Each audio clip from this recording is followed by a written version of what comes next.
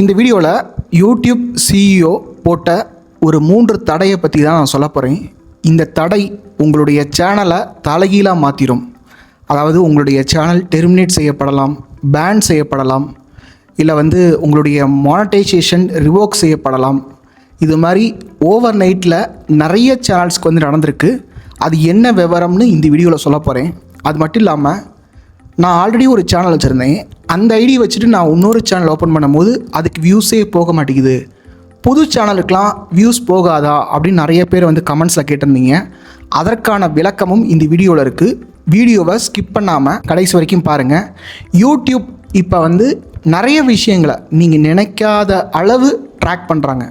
அது என்னென்ன அப்படின்றத நான் சொல்ல போகிறேன்.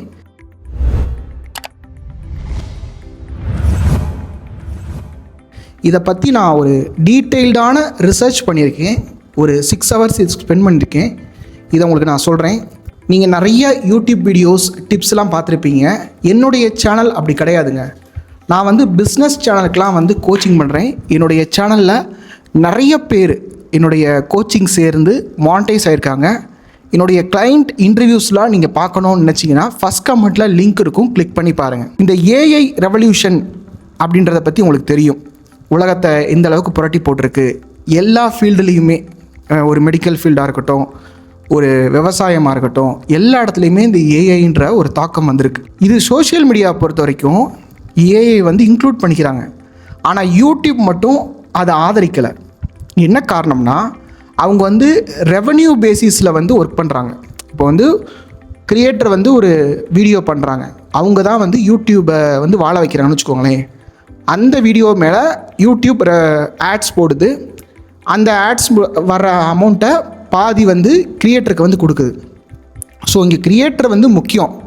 அவன் சர்வைவ் ஆகணும்னா அவனுக்கு பணம் கொடுக்கணும். இங்கே கிரியேட்டர்ஸ் என்ன பண்ணுறாங்க, இந்த ஏஐ வந்தோடனே நிறைய வீடியோஸ் க்ரியேட் பண்ணுறது, பல்காக க்ரியேட் பண்ணுறது, மாஸ் அப்லோடிங் பண்ணுறது. இதை பற்றி ஆல்ரெடி நிறைய யூடியூபர்ஸ் வீடியோ போட்டிருப்பாங்க. அவங்க சரியாக சொல்லலை, இதை பற்றின டீட்டெயில்ஸை சொல்லலை. நான் இந்த வீடியோவில் என்ன நடக்குதுன்ற சொல்கிறேன். ஏன்னா நான் நிறைய இங்கிலீஷ் யூடியூபர்ஸ், ஃபாரின் யூடியூபர்ஸ் அவங்களுடைய ஐடியெலாம் ஃபாலோ பண்ணுவேன். அதாவது இதில் லெஜெண்டாக இருப்பாங்கள்ல, ஒருத்தவங்க 10 சேனல் 15 சேனல் அவங்க நினச்சாங்கன்னா ஓவர் நைட்டில் ஒரு சேனல் ஆரம்பிக்க முடியும். அதில் இவ்வளோ ரெவன்யூன்றதை எடுக்க முடியும்.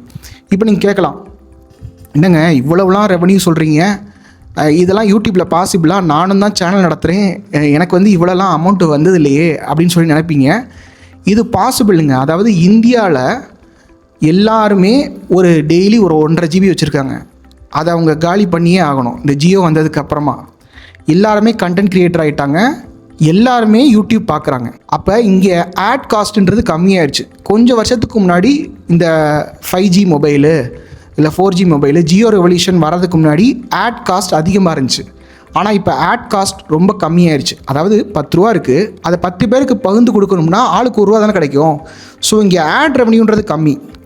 ஃபாரினில் இருக்கவங்களுக்கு ஆட் ரெவன்யூன்றது அதிகம். ஏன்னா வெளிநாடுகளில் அதிகமான நபர்கள் யூடியூப் வீடியோஸ்லாம் பார்க்க மாட்டாங்க. அப்போ அங்கே கொஞ்சம் பேர் பார்த்தா கூட அந்த ஆட் காஸ்ட்ன்றது அதிகம். இன்னொன்று, நம்ம நாடு மாதிரி எந்த நாட்டுக்குமே பாப்புலேஷன் கிடையாது. சில பேர் என்ன பண்ணுறாங்க, இந்தியான்ற கண்ட்ரிக்கு இந்த வீடியோவை நீ காட்டாத அந்த அளவுக்கு செட்டிங்லாம் பண்ணி வைக்கிறாங்க. அங்கே பார்த்தோம்னா நம்மளுடைய சேனலுக்கு கம்மியான காஸ்ட் வரும் அப்படின்ட்டு. இந்த மாதிரி ஏஐ கண்டென்ட்ஸ் அதெல்லாம் நிறைய அப்லோட் ஆகும்போது, அதாவது மாஸ் அப்லோட் பண்ணும்போது, ஒருத்தவங்க ஒரு சேனல் ஆரம்பித்தா பரவாயில்ல, இந்த ஏஐ வச்சுட்டு ஒருத்தவங்க 10 சேனல் ஆரம்பிக்கிறாங்க. அப்போ இப்போ யூடியூபும் ஏஐ யூஸ் பண்ணுது இதை கண்டுபிடிக்கிறதுக்கு. அது என்ன பண்ணுது, இந்த மாதிரி சேனல்ஸ் வச்சுருக்கவங்கள டெர்மினேட் பண்ணுது, இல்லை அவங்களுடைய மானிட்டைசேஷனை ரிவோக் பண்ணுது, இல்லை சேனலை டெலீட் பண்ணுது. இந்த ஒரு ஆள் ஒரு சேனல் வச்சுருக்காங்களா, அது மாதிரி 10 சேனல் வச்சுருப்பாங்கள்ல, 10 சேனலையும் டெலீட் பண்ணுது. சாப்பாடு இல்லாமல் உறக்கம் இல்லாமல் இவங்க வீடியோஸ் க்ரியேட் பண்ணி வீடியோ போடுறாங்க. ஆனால் அந்த வீடியோன்றது, அந்த சேனல்ன்றது ஓவர் நைட்டில் போயிடுது. இப்போ நான் இதுலேருந்து உங்களுக்கு ஒரு வேக்கப் கால் தெரிஞ்சுக்கணும். யூடியூப் உங்களுக்கு எழுதி கொடுக்கல. யூடியூப் நல்லவனும் கிடையாது, கெட்டவனும் கிடையாது. அதை நம்பணும்னு சொல்ல முடியாது, நம்பக்கூடாதுன்னு சொல்ல முடியாது. அதனால் நீங்கள் ஏதோ ஒரு பேக்கப் வச்சுக்கணும். யூடியூப்பை மட்டுமே நம்பக்கூடாது. இல்லைனா ஒரு ஐடியில் 2 யூடியூப் சேனல் வச்சுருக்கக்கூடாது. அல்லது ஒரு யூடியூப் சேனல் வச்சுருக்கிறதே இப்போ ஒரு ப்ராப்ளமாக இருக்குது. ஏன்னா ஏஐ யூஸ் பண்ணுது. அதாவது யூடியூப் வந்து ஒரு சேனலையும் பார்த்துக்கிட்டு டெலீட் பண்ணோம்னா ஒவ்வொரு நிமிஷமும் சேனல் க்ரியேட் ஆகுது, ஒவ்வொரு நிமிஷமும் அப்லோட் ஆகிட்டு இருக்கு. அப்போ ஓனி அதை பார்க்க முடியாது இல்லையா? அது என்ன பண்ணுது, ஏஐ வச்சுக்கிட்டு இந்த மாதிரி மாஸ் டெஸ்ட்ரக்ஷன் பண்ணுது. ஏஐ யூஸ் பண்ணாமல், அதாவது நேட்டிவ் அனிமேஷன் சாஃப்ட்வேர் யூஸ் பண்ணுவாங்கள்ல, அதாவது இந்த பிளெண்டரு, ஆட்டோகேடு, மாயா, இது மாதிரிலாம் வச்சுருப்பாங்கள்ல, இதை வச்சு க்ரியேட் பண்ணுறவங்க சேனலும் இதில் அடி வாங்குது. இவங்க என்ன பண்ணுறாங்க, வீடியோஸ் மேக் பண்ணும் போதே மேலே வந்து this video is not created by ஏஐன்னு போடுறாங்க. இல்லைன்னா அவங்க சேனல் டெலீட் ஆயிடுது. சிலர் வந்து இந்த ஃபோன் இருந்தால் போதும், நீங்கள் இந்த மாதிரி ஏஐ இமேஜஸ் போட்டாலே போதும், நீங்கள் சேனல் வச்சு நடத்தலாம் அப்படின்னு சொல்கிறாங்கல்ல. அப்படி அதை பார்த்துட்டு நீங்கள் ஒரு சேனல் ஆரம்பிச்சிங்க அப்படின்னா ரிஸ்க் எடுக்கிறீங்க. நீங்கள் பல வருஷமாக அதுக்கு டைம் ஸ்பெண்ட் பண்ணுவீங்க. கடைசியில் அந்த சேனல் வந்து டெர்மினேட் ஆகிரும். நீங்கள் நினச்சிட்ருக்கீங்க நம்மளை யாரும் ட்ராக் பண்ணல அப்படின்னு.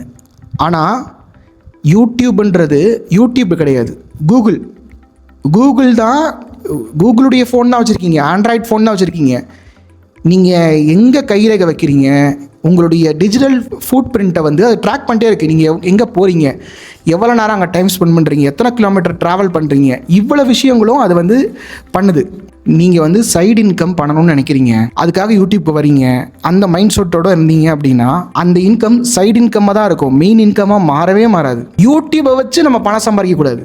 யூடியூப்பில் இந்த வீடியோ எடுத்து நம்ம பார்த்தோம்னா நம்மளுக்கு டாலர்ஸ் ஏறும். அப்படிலாம் உங்களுக்கு வராது. யூடியூப்பை வச்சு பணம் சம்பாதிக்காதீங்க. நீங்கள் ஒரு பிஸ்னஸ் பண்ணுங்கள். அந்த பிஸ்னஸ் எப்படி பண்ணணுன்றதை நான் சொல்கிறேன். ஃபஸ்ட்டு என்னென்ன சேனல்லாம் நீங்கள் பண்ணக்கூடாது அப்படின்றத சொல்கிறேன். ஃபஸ்ட்டு வந்து இந்த கிட்ஸ் சேனல், சரிங்களா? அந்த கிட்ஸ் சேனல்னால் ஒரு பிரயோஜனமும் இல்லை. ஏன்னா அதில் நீங்கள் வந்து நல்ல அனிமேஷன் பண்ணணும். உங்களுக்கு நல்ல அனிமேஷன் பண்ணுற திறமை இருக்குது. ஒருத்தவங்க சொல்லுவாங்க இந்த டூன் ஆப்பை யூஸ் பண்ணிக்கோ, இதில் கேரக்டர்ஸ்லாம் இருக்கும், இதை வச்சு நீ கதை சொல்லிடலாம். அது கிடையாதுங்க. அதாவது அனிமேஷனை விட அங்கே வந்து ஸ்டோரி டெல்லிங் இம்பார்ட்டன்ட். அந்த ஸ்கில் உங்களுக்கு இருக்கா? அது இருந்துச்சுன்னா நீங்கள் பண்ணுங்கள். இப்போ சிலர் வந்து யூடியூப் டிப்ஸ் போட்டால் வியூஸ் வரும்னு சொல்லிட்டு ஒன்றுமே பண்ணியிருக்க மாட்டாங்க, எந்த சேனலையும் மானிட்டைஸ் பண்ண மாட்டாங்க, சும்மா உஷாரு ஆபத்து இப்படின்னு போட்டுட்ருப்பாங்க. இப்போ அவங்க வந்து டாக்டராக இருக்க மாட்டாங்க, ஹெல்த்தை பற்றி போட்டோம்னா வயசானவங்கலாம் பார்ப்பாங்களே அப்படின்னு சொல்லி இந்த பேர்ச்சம்பள கொட்டையின் பயன்கள் உங்களுக்கு தெரியுமா அப்படின்னு போட்டுட்ருப்பான். அது மாதிரி உங்களுக்கு நீங்கள் நேட்டிவாக உங்களுக்கு அனிமேஷன் தெரியாது, ஸ்டோரி டெல்லிங் தெரியாது, நீங்களாக எக்ஸ்ப்ரெஸ் பண்ணுறதுக்கு தாங்க யூடியூப் இருக்குது. உங்களுக்கு எதுவுமே வராதுன்னு சொல்லுங்கள். அப்போ நம்மளை மாதிரி தான்டா இவன் அப்படின்னு சொல்லிட்டு உங்களோட ரிலேட் பண்ணுவாங்க. அடுத்து என்னென்னா சமையல் சேனலுங்க. அந்த சமையல் சேனலும் நீங்கள் வந்து என்ன பண்ணுறீங்க, மற்றவன் ஃபேஸ் காட்டாமல் போடலாம், எனக்கு இதுதான் முடியும் அப்படின்னு நினச்சிட்டு சமையல் சேனல் பண்ணுறீங்க. அடுத்து கோலம் சேனல், அனிமேஷன் சேனல், அடுத்து குவிஸ் சேனல், இந்த மாதிரி information channel, movie review channel, comedy channel. அதே மாதிரி நான் சொன்னேன் இல்லையா, உங்களுக்கு அந்த ஸ்கில்லே இருக்காது, வியூஸ் போகணுன்றதுக்காக அந்த வீடியோவை ஏதோ ஒன்று பேசி போட்டுட்ருப்பீங்க. அது வந்து என்னென்னா ஸ்கில் இருக்கிறவன் அதை வந்து நல்லா பண்ணுவான். ஒரு 24 hours அந்த சேனலில் ஸ்பெண்ட் பண்ணுறான், நீங்கள் பார்ட் டைமாக ஒரு 2 hours ஸ்பெண்ட் பண்ணுறீங்க. யார் வின் பண்ணுவாங்கன்னு நினைக்கிறீங்க? இதுக்கு என்ன சரி பண்ணலாம் அப்படின்ற ஒரு பிளானை நான் உங்களுக்கு கொடுக்குறேன். நீங்கள் வந்து ஒரு பிஸ்னஸ் பண்ணணுங்க. இப்போ பிஸ்னஸ் பண்ணணுன்னு நான் ரிட்டையர் ஆகிட்டேன், நான் என்ன பண்ணுறது, என்கிட்ட காசு இல்லை, நான் என்ன பண்ணுறது, இப்படி நிறைய கேள்வி கேட்குறீங்க. ஃபஸ்ட்டு நல்லா புரிஞ்சுக்கோங்க, பிஸ்னஸ்ன்றது பல கோடி ரூபாய் முதலீட்டில் பண்ணுறது இல்லை. ஒரு மாவு விற்றாலும் பிஸ்னஸ் தான், ஒரு வடை போட்டாலும் பிஸ்னஸ் தான், ஒரு பூக்கட்டி விற்றாலும் அது பிஸ்னஸ் தான். நீங்கள் ஏதோ ஒரு ப்ராடக்ட்டோ இல்லை சர்வீஸோ நீங்கள் விற்றீங்கன்னா அது ஒரு பிஸ்னஸ். யூடியூப்பில் ரெவன்யூ வராது, அதை நல்லா புரிஞ்சுக்கோங்க. இப்போ நீங்கள் ஒரு தொழில் பண்ணுறீங்க, அந்த தொழிலுக்காக யூடியூப்க்கு வரீங்க. இப்போ யூடியூப் சேனல் போனாலும் உங்களுக்கு கவலை இல்லை. நீங்கள் என்ன பண்ணலாம், நீங்கள் மறுபடியும் இன்னொரு சேனல் ஓப்பன் பண்ணிக்கலாம், இல்லை இன்ஸ்டாகிராமில் போய் வீடியோ போடலாம். நாளைக்கு யூடியூபே முடக்கிட்டாங்கன்னா கூட உங்களுக்கு ஒன்றும் பிரச்சனை இல்லை. ஆனால் யூடியூப்பை மட்டுமே நம்பியிருந்தீங்கன்னா உங்களுக்கு வந்து ஒரு ப்ராப்ளம் வரும். அந்த சேனல் போச்சுன்னு வச்சுக்கோங்களேன், பல வருஷமாக ஹார்ட் ஒர்க் பண்ணியிருப்பீங்க. முக்கியமான விஷயம், நீங்கள் இழக்கவே கூடாது, நேரத்தை வந்து இழந்துருவீங்க.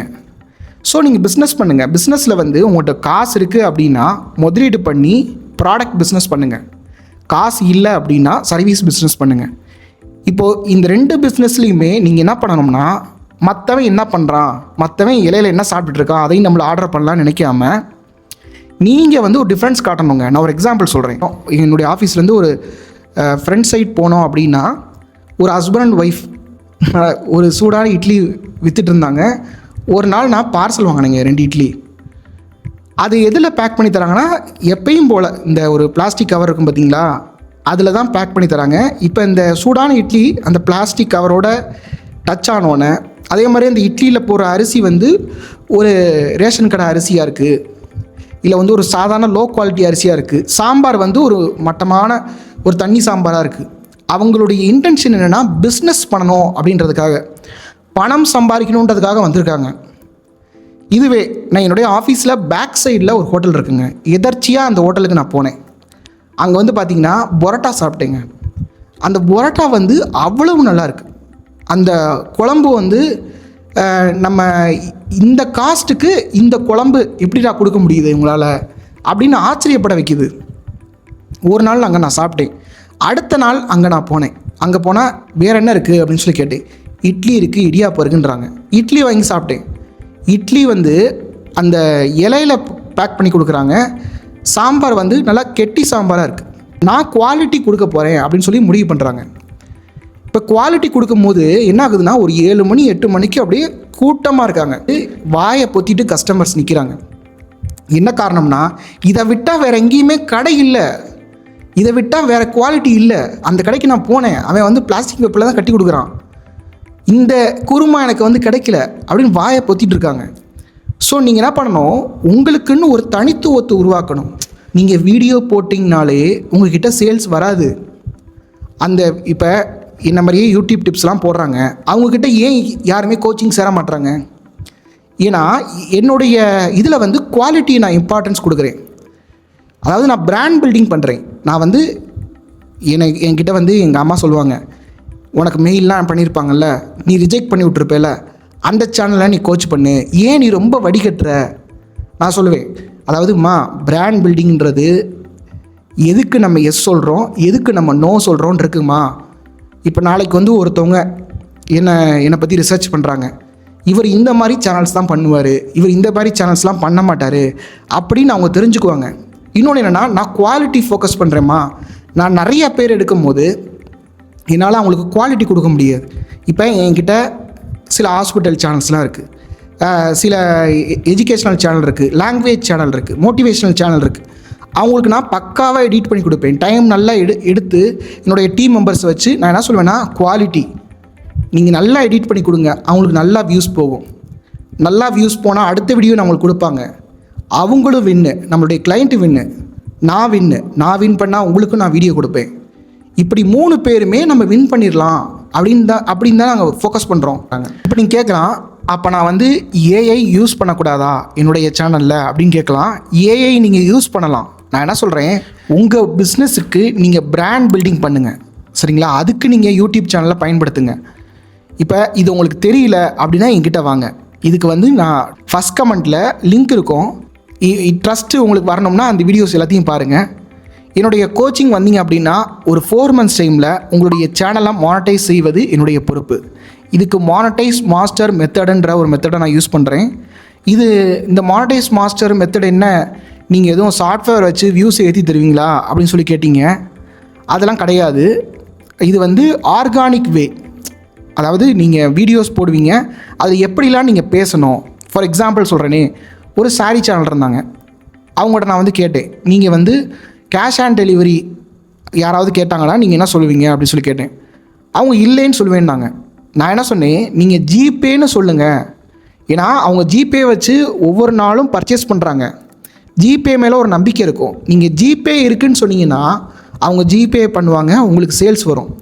இந்த ஒரு சேல்ஸ் 100 சேல்ஸாக மாறும். இப்போ புரியுது அவங்களுக்கு? ஒரே ஒரு சின்ன ஒரு ஐடியா நம்மளுடைய வாழ்க்கையில் எவ்வளோ மாற்றத்தை ஏற்படுத்தும்னு. ஆனால் நீங்கள் என்ன பண்ணுறீங்கன்னா, உங்களுடைய டைமை வந்து வேஸ்ட் பண்ணுறீங்க. 10 ரூபா போகுது, நாளைக்கு 50 ரூபா நம்ம சம்பாரிச்சிக்கலாம். ஒரு கிளைண்ட்டு நம்மளை புரிஞ்சுக்கல அப்படின்னா நாளைக்கு இன்னொரு கிளைண்ட்டு வருவாங்க. உலகத்தில் எத்தனையோ கோடி பேர் இருக்காங்க. ஆனால் உங்களுடைய நேரம் போச்சுன்னா அதை நீங்கள் திருப்பி எடுக்க முடியுமா? ஆனால் நீங்கள் வந்து யூடியூபே டோட்டலாக தப்பாக பண்ணுறீங்க. யூடியூப்பில் நிறைய டைம் வேஸ்ட் பண்ணுறீங்க. நீங்கள் வந்து இப்போ ஒரு பார்பர் ஷாப் போகிறீங்க, அங்கே வந்து உங்களுக்கு ஹேர் கட் பண்ணி விட்றாங்க. இப்போ நீங்கள் ஒரு முடிவு பண்ணுறீங்க, நம்ம எதுக்கு அவர் காசு கொடுக்கணும், நம்மளே ஹேர் கட் பண்ணிக்கலாம் அப்படின்னு சொல்லி முடிவு பண்ணுறீங்க. நீங்களே ஹேர் கட் பண்ணலாம், கத்திரிக்கோள் இருந்தால் வெட்ட தான் போகுது. ஆனால் அந்த நுவான்சஸை நீங்கள் மிஸ் பண்ணிடுவீங்க. நீங்கள் எப்படி பேக் சைடில் பார்த்து வெட்ட முடியும்? அதனால் யார் இதில் ரொம்ப நாள் ஊறி போயிருக்காங்க, எக்ஸ்பெக்டைஸ் இருக்குது அப்படின்றத பாருங்கள். என்னை விட இன்னொரு ஆளுக்கு எக்ஸ்பெக்டைஸ் இருந்தால் அவங்ககிட்ட போங்க. ஒருத்தவங்க நான் வாங்குறத விட அதிகமாக காசு கொடுத்து ஒரு இடத்துல போய் ஜாயின் பண்ணியிருக்காங்க. நான் கேட்டேன், ஏங்க நான் வந்து என்னுடைய சேனலில் இவ்வளோ டெஸ்டிமோனியல்ஸ் போடுறேன், நீங்கள் எதை பார்த்து போய் நீங்கள் அவங்கள ஜாயின் பண்ணீங்க அப்படின்னு சொல்லி கேட்டேன். நான் கம்மியாக வாங்கிட்டு இருக்கேன் போலேங்க அப்படின்னு நான் சொன்னேன். ஸோ என்னுடைய கோச்சிங் வர விருப்பம் இருந்தால் இந்த இமெயில் ஐடிக்கு வந்து நீங்கள் காண்டாக்ட் பண்ணுங்கள். சில பேர் இருப்பீங்க, ஏங்க நான் எதுக்குங்க யூடியூப்பை பற்றி கற்றுக்கணும், டைட்டில் பண்ணுறதை நான் எது கற்றுக்கணும், தம்ப்நெயில் பண்ணுறதை நான் எது கற்றுக்கணும், எடிட்டிங் பண்ணுறது இதெல்லாம் எதுக்குங்க நான் இந்த தேவையில்லாத ஸ்கில்லை கற்றுக்கிட்டு டைம் வேஸ்ட் பண்ணிக்கிட்டு, எனக்கு என்னுடைய பிஸ்னஸை பார்க்கவே நேரம் இல்லைங்க. அந்த பிஸ்னஸை இந்த டைமை வந்து அந்த பிஸ்னஸில் நான் ஸ்பெண்ட் பண்ணேன்னா இதை விட நான் நிறைய சம்பாதிப்பேன் அப்படின்னு நினைக்கிறீங்கன்னா, உங்களுக்கு ஒரு யூடியூப் ப்ரெசன்ஸ் வேணும்னு நினைக்கிறீங்கன்னா நீங்கள் இந்த மெயில் ஐடிக்கு வந்து காண்டாக்ட் பண்ணுங்கள். உங்களுக்கு நான் சேனல் மேனேஜ்மெண்ட் பண்ணித்தரேன். நீங்கள் வந்து ஜஸ்ட்டு வீடியோ ஷூட் பண்ணி ட்ரைவில் போட்டு விட்டால் போதும், மற்ற எல்லாத்தையுமே நம்ம வந்து பார்த்துக்கலாம். இப்போ எப்படி நீங்கள் வந்து ஒரு மதுரையிலேருந்து சென்னைக்கு போகிறீங்க, நீங்கள் வந்து ஒரு காரில் உட்காந்தா போதும், படுத்துகிட்டே தூங்கினா போதும், உங்களை போய் சென்னையில் ட்ராப் பண்ண வேண்டியது, அதாவது நீங்கள் ஆடியன்ஸை போய் ரீச் பண்ண வைக்க வேண்டியது எங்களுடைய பொறுப்புங்க. அதுக்கு இன்ட்ரெஸ்டடாக இருந்தீங்கனாலும் இந்த மெயில் ஐடிக்கு காண்டாக்ட் பண்ணுங்கள். இது வந்து பெய்டுங்க, இது வந்து நீங்கள் பே பண்ணணும். உங்களுக்கு வந்து டைம் சேவ் பண்ணணும். இதெல்லாம் வந்து யூடியூப்பில் இருக்குது, நீங்கள் போய் படிக்கலாம். ஆனால் என்னென்னா நேரத்தை செலவிடணும். எது சரி எது தவறுன்னு கண்டுபிடிக்கிறதுக்கு ஒரு 1 இயர் ஆயிரும். உங்களுக்கு அந்த பொறுமை இல்லை. இன்னொன்று, நான் வந்து பிஸ்னஸ் ரிலேட்டடான யூடியூப் பண்ணுறேன், இந்த ஜென்ரல் யூடியூப் நான் பண்ணலை அப்படின்னு நினச்சிங்கன்னா இந்த மெயில் ஐடிக்கு வந்து காண்டாக்ட் பண்ணுங்கள்.